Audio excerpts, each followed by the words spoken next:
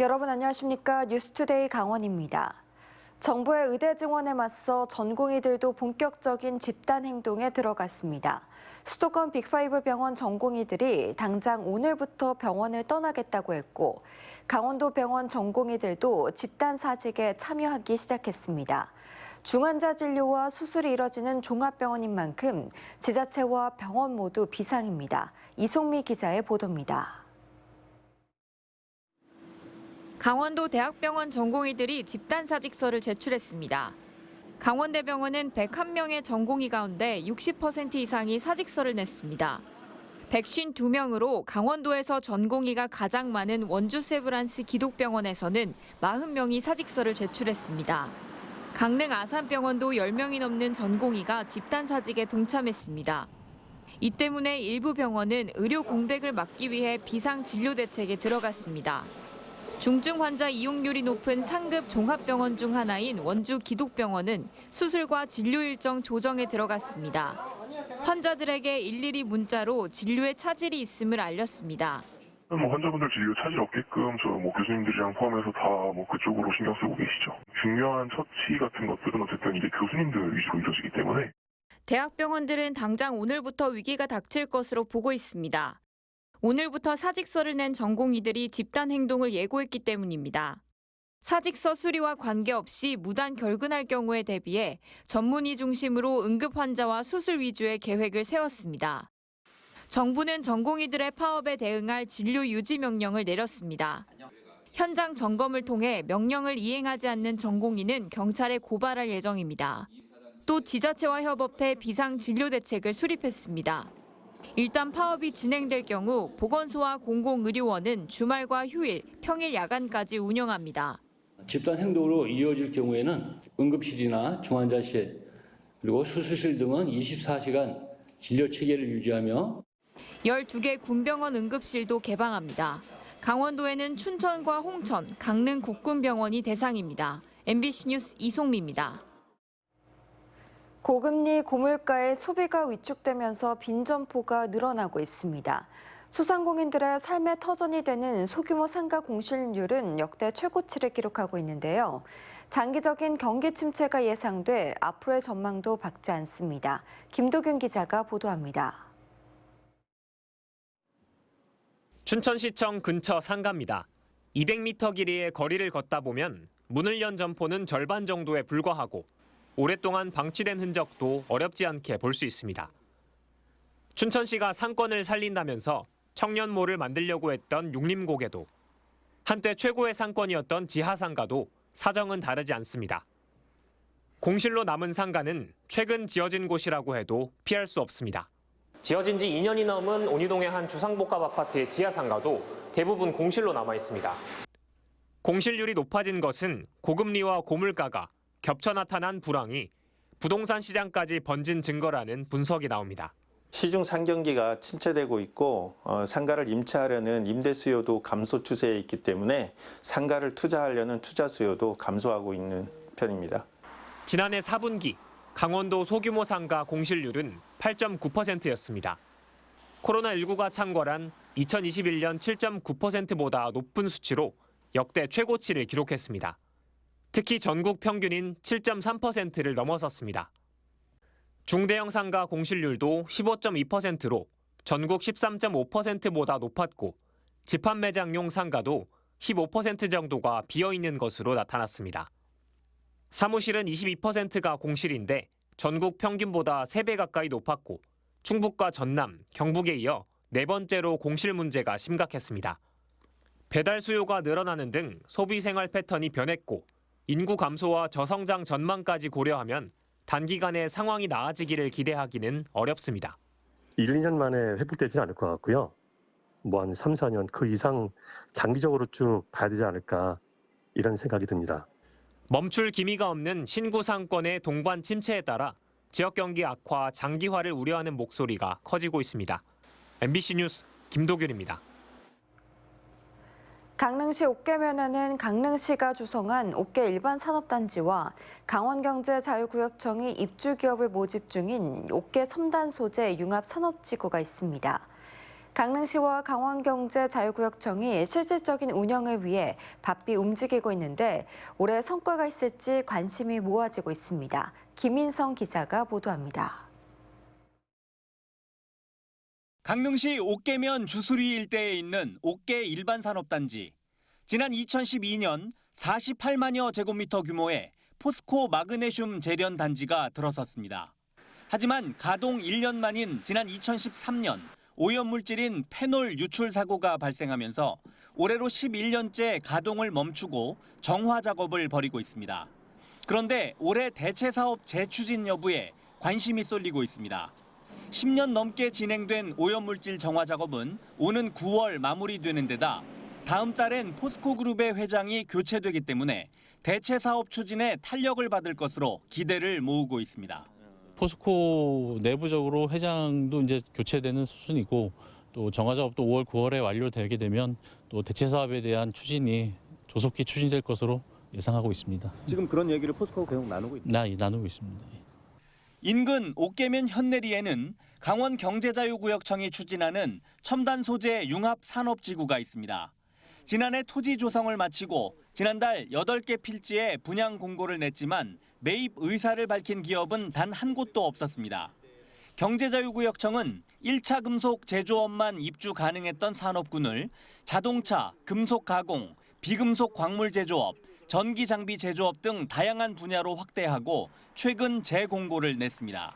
지금 현재 저희 부지는 언제고 바로 착공할 수 있는 준비가 되어 있는 부지입니다. 그래서 현재 투자 유치 협의 중인 기업들이 몇 개 기업들이 있는데 이들 기업과 협의해서 조기에 분양할 수 있도록 노력하겠습니다. 하지만 기업들이 적극적인 투자에 나서기엔 경제 상황이 좋지 않은 만큼 고금리 기조가 꺾일 내년 이후에나 기업 유치가 성과를 낼 수 있을 거란 전망도 나오고 있습니다.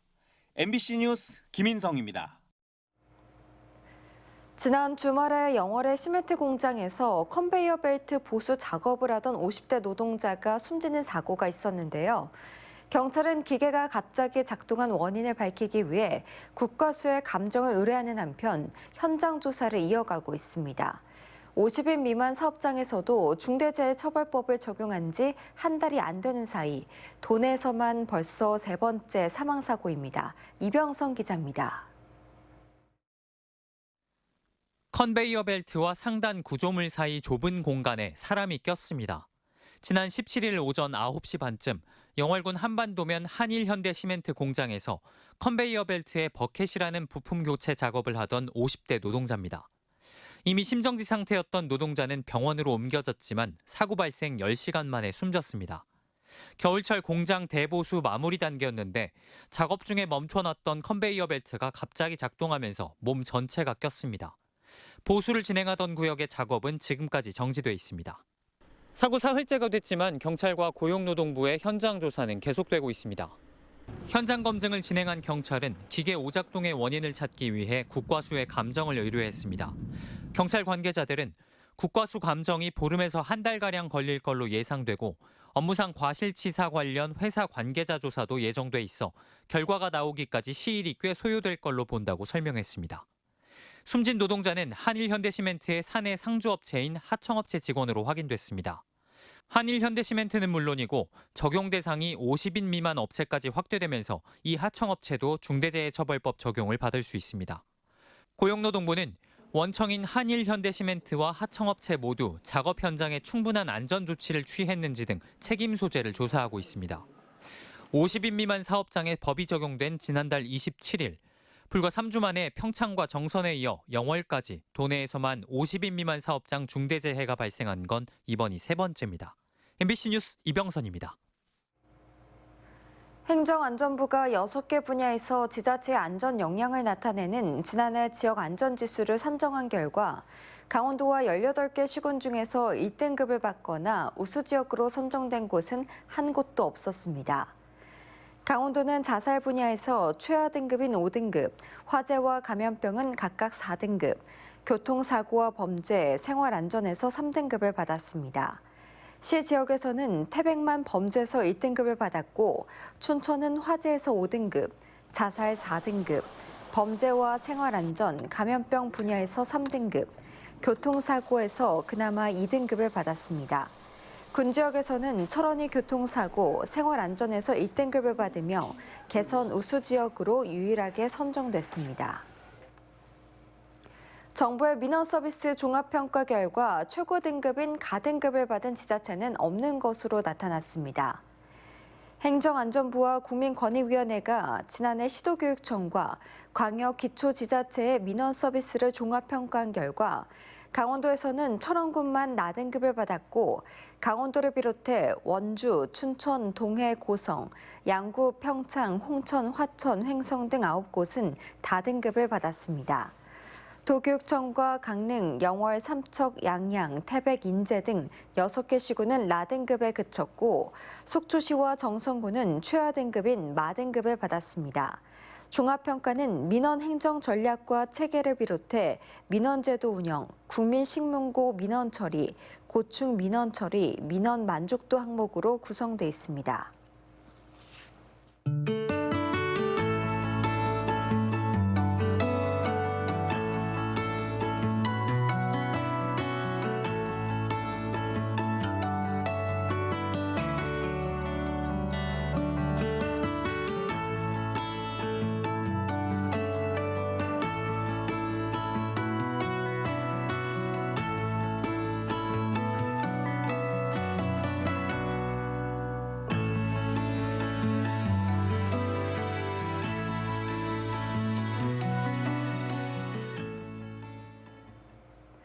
더불어민주당 강원도당은 지난해 3월 산불 시기 골프 연습 의혹 보도와 관련해 김진태 지사가 KBS와 기자를 상대로 한 손해배상 청구 소송에서 패소한 뒤 항소 입장을 밝히자 언론 길들이기를 중단하라고 촉구했습니다.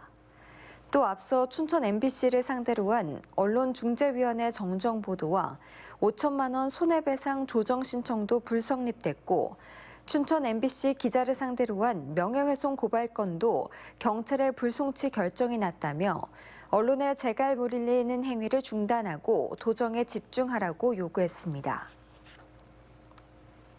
원주지방국토관리청과 강원지방조달청이 강원권 경제 활력을 불어넣기 위해 올해 SOC 예산을 신속하게 집행하겠다고 밝혔습니다. 원주국토청은 현재 배정된 국도 총사업비 6,348억 원의 65%인 4,126억 원을 올 상반기 내에 집행하기 위해 도로 사업을 조기 발주할 방침입니다. 강원조달청은 조달 수수료 감경제도와 한시적 계약 특례제도 등을 활용해 신속한 재정 집행을 추진할 계획입니다. 강원도교육청은 초중학교 신입생 학부모를 위한 온라인 예비 소집 무업이든 물어보셀 유튜브를 오늘 오전 10시 초등학교 오는 22일 중학교 편을 방송합니다. 도교육청 유튜브 채널 학교TV에서 생방송으로 진행하는 이번 예비 소집은 초중학교 선생님들이 직접 출연해 학교 생활 적응을 위한 생생한 조언과 입학 전에 알아두면 좋은 알찬 정보를 제공합니다. 초등학교 편에서는 초등 입학 전의 체크리스트, 달라지는 초등 1학년 교육과정, 학교 적응을 위한 기초생활 습관과 관계 맺기 등을 안내합니다. 궁금한 점을 댓글로 남기면 실시간으로 답변을 받을 수 있습니다. 속초시가 농림축산식품부에서 주관하는 우유바우처 시범 사업을 시행합니다. 지원 대상은 속초시에 주소를 두고 있는 2005년부터 2018년 사이에 출생한 국민 기초생활수급자, 차상위 계층, 한부모 가족, 국가유공자 자녀, 장애인 등 사회적 배려 대상자 아동과 청소년입니다. 지원 기간은 3월부터 12월로 매월 15,000원이 충전된 바우처 카드로 하나로마트나 편의점에서 우유를 구매할 수 있습니다. 지난달 1일 평창군 용평면 장평리에서 LP가스 충전소 폭발 사고로 중상을 입었던 30대 남성이 사고 50일 만에 끝내 숨졌습니다. 이 남성은 가스 누출이 있었던 LP가스 충전소 인근에서 이동하던 중 가스 폭발 사고로 전신 화상을 입고 병원 치료를 받아왔는데 그젯밤 10시쯤 사망했습니다. 한편 당시 사고로 중상을 입었던 60대 남성은 최근 의식을 회복했고 스스로 음식을 섭취할 수 있을 정도로 상태가 호전된 것으로 알려졌습니다. 강원도에서는 처음으로 노인 통합 돌봄이 추진되는 횡성 지역 사회복지기관 협력체계가 구축됩니다. 강원도 사회서비스원은 횡성군 보건소와 노인복지센터, 자원봉사센터 등 지역의 14개 노인복지기관과 업무 협약을 맺고 고위험군 고령층 정보 공유와 사각지대 발굴, 돌봄 서비스 제공에 협력하기로 했습니다. 사회복지기관별로 개별화된 서비스 이용자 관련 정보를 통합해 지역사회 돌봄을 추진하는 첫 시도입니다. 사회서비스원이 횡성 모델이 안정화되면 다른 10개 군에도 노인 통합 돌봄을 확대할 계획입니다. 춘천시가 전기 자전거 구입 보조금을 30만 원에서 40만 원으로 올렸습니다. 춘천시는 지역의 판매점에서 페달 보조 전용 방식의 전기 자전거를 구입하면 최대 40만 원까지 지원한다고 밝혔습니다. 다만 올해 지원 규모는 75명으로 지난해보다 25명 줄었고 다음 달 8일까지 춘천시 홈페이지를 통해 신청한 뒤 당첨돼야만 지원받을 수 있습니다. 지난해에는 100명 모집에 1,507명이 신청해 15대 1의 경쟁률을 보였습니다. 강릉시가 그동안 방문이나 우편으로 접수했던 군소원 피해 보상금 신청을 온라인으로 확대합니다. 이에 따라 오는 29일까지 강릉시 홈페이지나 휴대폰을 통해서도 신청 접수할 수 있도록 했습니다. 군소원 피해 보상금은 관련법에 따라 군소원 피해 지역에 사는 주민에게 등급별로 36만 원에서 72만 원을 지원합니다. 영월군이 지역의 75세 이상 노인 대상 목욕과 이 미용비 지원 사업을 올해는 연중 사업으로 확대합니다. 한 사람당 한 달 내에 10,000원씩 카드로 지급되는 바우처는 지역 내 89개 사업장에서 사용할 수 있으며 2월 현재 사업 대상자인 75세 이상 어르신 5,854명 가운데 5,000명가량이 신청해 이용하고 있습니다. 지난해 시작된 목욕과 이 미용비 지원 사업은 매달 4,000명 이상이 이용하고 만족도도 높은 것으로 조사되면서 올해부터 연중 사업으로 확대됐습니다. 강원도교육청이 올해도 강원 수능형 평가 문항 개발을 시작했습니다. 국어, 수학, 영어, 사회, 과학, 전공교사 110명을 선정해 2024 강원 수능형 문항 분석 연구회를 출범시켰습니다. 연구회는 14개 교과팀으로 나눠 1년 동안 수능형 평가 문항 개발부터 검토, 비교 분석 활동에 벌입니다. 도교육청은 3차례의 워크숍과 2박 3일의 합숙을 거쳐 문항 개발을 마무리한 뒤 대학 수학 능력 시험과 같은 인쇄된 문제지를 고등학교에 배부할 계획입니다. 인제군이 귀농귀촌 유치 홍보를 위해 귀농귀촌 동네 작가 10명을 위촉했습니다. 도시를 떠나 인제군에 자리 잡은 주민들이 직접 마을을 소개하고 지역 문화와 영농 현장, 생활 모습 등 정보성 콘텐츠를 제작하는 사업입니다. 인제군의 귀농귀촌 종합지원센터는 10명의 동네 작가에게 9개월 동안 콘텐츠 제작을 지원하고 월 최대 20만 원의 수당을 지급합니다. 동네 작가들이 제작한 지역 정보는 농림수산식품부와 인제군 귀농귀촌 종합지원센터 홈페이지, 동네 작가 개인 블로그에서 접할 수 있습니다. 철원군이 재활 환자의 건강 관리를 위한 서비스를 본격 추진합니다. 이번 서비스는 재활 치료가 가능한 의료기관이 부족한 지역 환자의 원거리 통원 치료 부담을 최소화하기 위한 것입니다. 이상으로 뉴스투데이 강원을 마칩니다. 시청해주신 여러분 고맙습니다.